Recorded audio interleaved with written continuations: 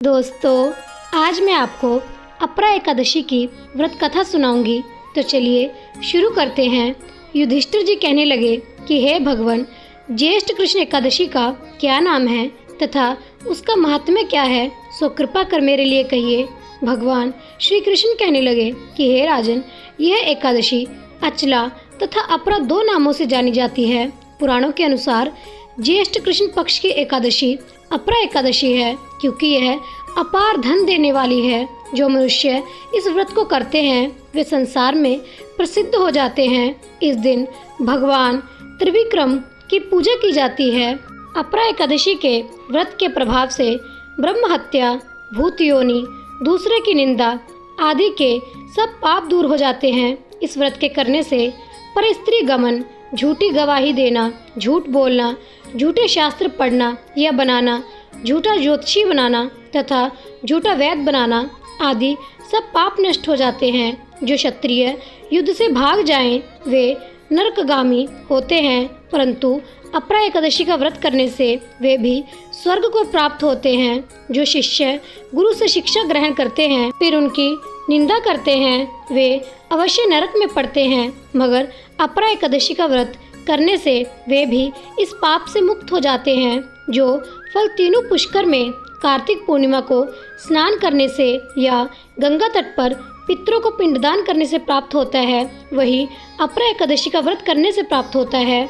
मकर के सूर्य में प्रयागराज के स्नान से, शिवरात्रि का व्रत करने से, सिंह राशि के बृहस्पति में गोमती नदी के स्नान से, कुंभ में केदारनाथ के दर्शन या बद्रीनाथ के दर्शन, सूर्य ग्रहण में कुरुक्षेत्र के स्नान से, स्वर्ण दान करने से अथवा अर्ध प्रस्तुता गोदान से जो फल मिलता है वही फल अपरा एकादशी के व्रत के करने से मिलता है। यह व्रत पाप रूपी वृक्ष को काटने के लिए कुल्हाड़ी है, पाप रूपी ईंधन को जलाने के लिए अग्नि, पाप रूपी अंधकार को मिटाने के लिए सूर्य के समान, मृगों को मारने के लिए सिंह के समान है।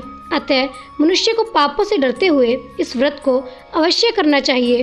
अपरा एकादशी का व्रत तथा भगवान का पूजन करने से मनुष्य सब पापों से छूटकर विष्णु लोक को जाता है। इसकी प्रचलित कथा के अनुसार प्राचीन काल में महिध्वज नामक एक धर्मात्मा राजा था। उसका छोटा भाई ब्रजध्वज बड़ा ही क्रूर, अधर्मी तथा अन्यायी था। वह अपने बड़े भाई से द्वेष रखता था। उस पापी ने एक दिन रात्रि में अपने बड़े भाई की हत्या करके उसकी देह को एक जंगली पीपल के नीचे गाड़ दिया। इस अकाल मृत्यु से राजा प्रेत आत्मा के रूप में उसी पीपल पर रहने लगा और अनेक उत्पात करने लगा। एक दिन अचानक धौम्य नामक ऋषि उधर से गुजरे। उन्होंने प्रेत को देखा और तपोबल से उसके अतीत को जान लिया। अपने तपोबल से प्रेत उत्पात का कारण समझा। ऋषि ने प्रसन्न होकर उस प्रेत को पीपल के पेड़ से उतारा तथा परलोक विद्या का उपदेश दिया। दयालु ऋषि ने राजा की प्रेत योनि से मुक्ति के लिए स्वयं ही अपरा एकादशी का व्रत किया और उसे अगति से छुड़ाने को उसका पुण्य प्रेत को अर्पित कर दिया। इस पुण्य के प्रभाव से राजा की प्रेत योनि से मुक्ति हो गई। वह ऋषि को धन्यवाद देता हुआ दिव्य देह धारण कर पुष्पक विमान में बैठकर स्वर्ग को चला गया। हे राजन, यह अपरा एकादशी की कथा मैंने लोकहित के लिए कही है। इसे पढ़ने अथवा सुनने से मनुष्य सब पापों से छूट जाता है। तो दोस्तों, प्रेम से बोलिए विष्णु भगवान की जय, लक्ष्मी नारायण भगवान की जय। दोस्तों, अगर आपको भी मेरी कथा या कहानियाँ अच्छी लगती हैं तो उसके लिए कृपया मेरे चैनल को लाइक, सब्सक्राइब और शेयर करके मेरे साथ जुड़े रहें और मेरा प्रोत्साहन बढ़ाएं। आपको बहुत धन्यवाद होगा।